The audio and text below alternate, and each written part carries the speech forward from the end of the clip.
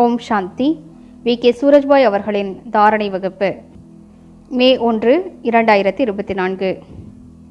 நாம் ஸ்தூலத்திலிருந்து சூக்ஷ்மத்தை நோக்கி செல்ல வேண்டும். எவ்வாறு பிரம்மா பாபா ஆகினாரோ அவ்வாறே நாமும் ஆக வேண்டும். நாம் நினைவில் கொள்ள வேண்டிய முதன்மையான விஷயம், இதில் பரம சுகம் இருக்கின்றது.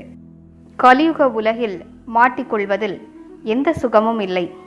கஷ்டமே கஷ்டம்தான். இங்கே மனிதர்கள் சுயநலவாதிகளாக ஆகிவிட்டார்கள். அவர்களுக்கு பணம்தான் அனைத்துமே. அவர்களுக்கு செல்வத்தை தவிர வேறு எதற்குமே மதிப்பில்லை.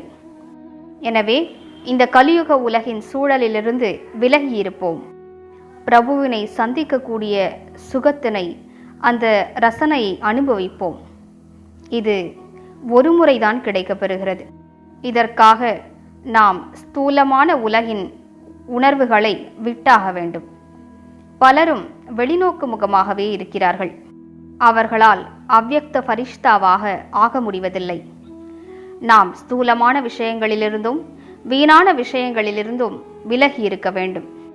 யார் ஸ்தூலத்தில் இருக்கிறார்களோ அவர்கள் வீணானவற்றை தான் பிடித்து கொண்டிருக்கிறார்கள்.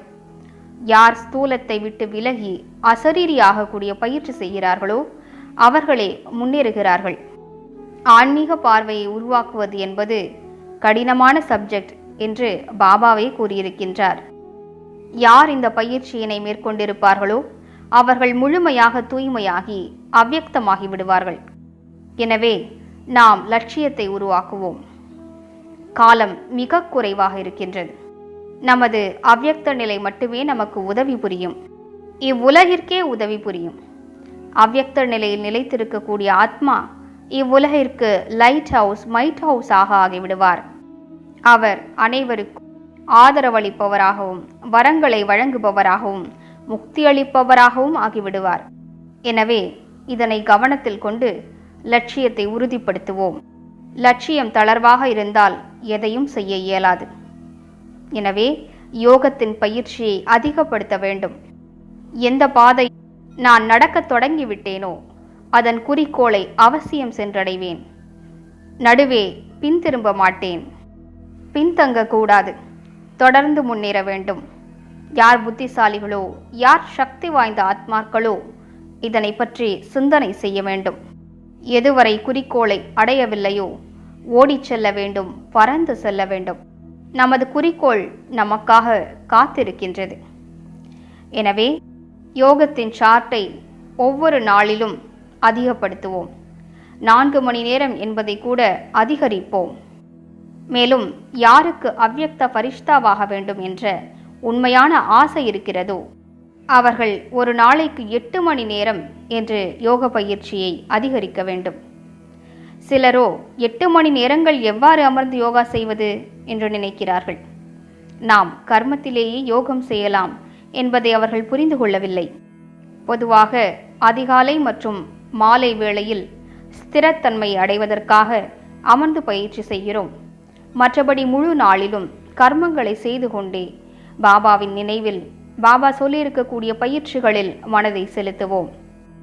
முழு நாளிலும் கர்மங்களை செய்து கொண்டிருந்தாலும் லேசான மனநிலையோடு கர்மத்தின் தாக்கத்திலிருந்து விலகியிருந்து சர்வசக்திவான் செய்விக்கின்றார், நான் வெறும் கருவி என்ற உணர்வோடு செய்வோம். தந்தையின் சக்திகள் என்னோடு இருக்கின்றன என்ற நம்பிக்கை வைத்தால் அவரது சக்திகள் நம்மோடு இணைந்து காரியம் செய்யும். மேலும் பல காரியங்களும் விரைவாகவே முடிந்துவிடும். சீக்கிரமாகவே டென்ஷன் ஆவது, கோபப்படுவது, குழப்பிக்கொள்வது, இப்படிப்பட்ட பழக்கங்கள் எல்லாம் நமக்கு இருக்கவே கூடாது. ஒரு அழகான லட்சியத்தை உருவாக்குவோம். யோகத்தின் சார்ட்டை அதிகப்படுத்த வேண்டும். வரக்கூடிய காலகட்டத்தில் பெரிய பெரிய சோதனைகள் வரப்போகின்றன. அவற்றை எதிர்கொள்வதற்கு நாம் தயாராக இருக்க வேண்டும். தங்க உலகம் வருவதற்கு முன்னால் எத்தனை பெரிய கடுமையான இரவை நாம் கடந்து சென்றாக வேண்டும். எப்படிப்பட்ட பயங்கரமான காட்சிகள் நடக்கப் போகின்றன. நான் உங்களை பயமுறுத்துவதற்காக கூறவில்லை. ஆனால் பகவான் கூறியது இது. மனிதர்கள் கடுகு எவ்வாறு எண்ணெய்க்காக அரைக்கப்படுகிறதோ அவ்வாறு அரைக்கப்பட்டு விடுவார்கள். மகா விநாசத்தின் ஆட்டு உரலில் அனைவரும் மாட்டிக்கொள்வார்கள். எனவே அதற்கு முன்னர் தன்னைத்தான் உறுதிப்படுத்திக் கொள்வோம். தன்னைத்தான் அவ்யக்த உணர்வில் நிலைக்கச் செய்வோம். மிக உயர்ந்த மனநிலையை உருவாக்கிக் கொள்வோம். அப்போதுதான் நம்மால் உயர்ந்த காரியங்களை செய்ய முடியும். ஓம் சாந்தி.